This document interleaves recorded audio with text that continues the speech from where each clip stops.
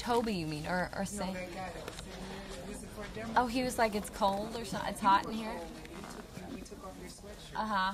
That was a demo reel. Oh, it's fine. Oh. I'm warm now. I'm fine. I'm perfect now. Hi, Mike Wilbur, NBC. Nice to see you again. It's, I think, the first one I interviewed before. Spider-Man 1. You hear really well. I guess so. Well, when I hear things to do with like other people, I don't know. I just like was like, I need you. Some places.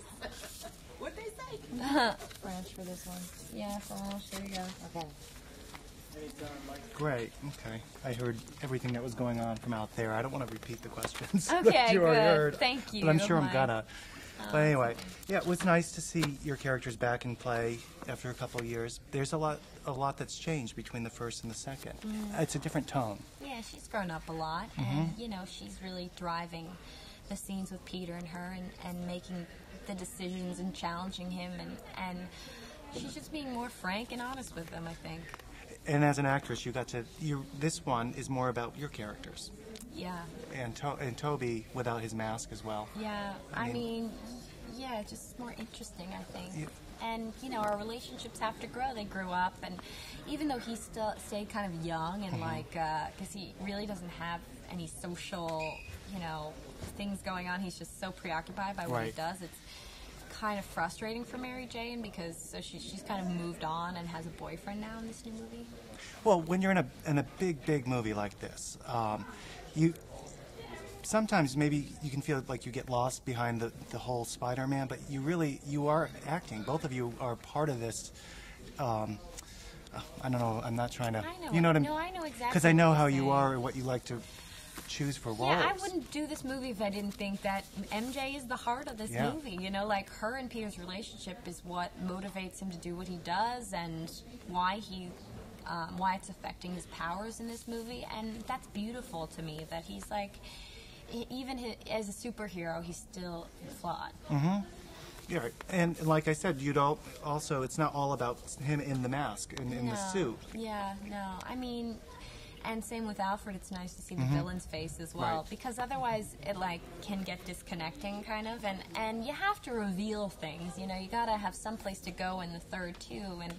And I think that the relationships are, you know, going to be even more complicated. Have you read the script for the third? No. It's not finished. No, how convenient. Because everyone wants to know about it, but we can't. You can't talk about it anyway. No, I can barely talk about the second one. You know, like I don't want to give away any secrets. Are you able? It's every 2 years, so you're able to fit in a lot of other work in between. I've seen some of your work in between. The Cat's Meow. You do some great independent projects. Thanks. You pick some really good roles. Yeah.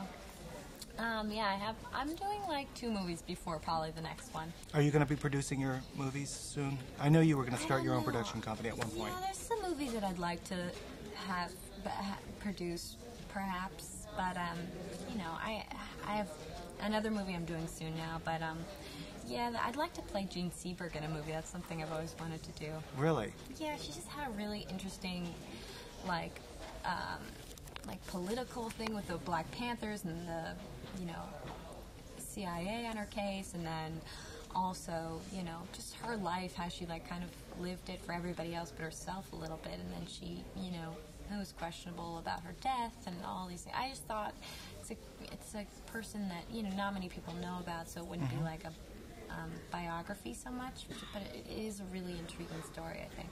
So you're always intrigued by Cat's Meow is based on a real Marion Davies, yeah.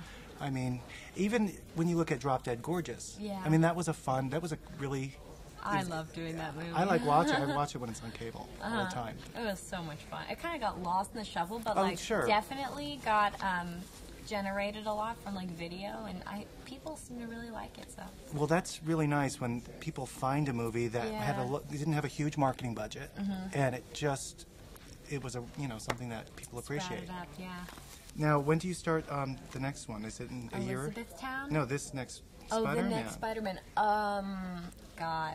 Wait, 2005's next year. Okay. Probably 2000, and I don't know, 2005, 2006-ish, maybe around that time.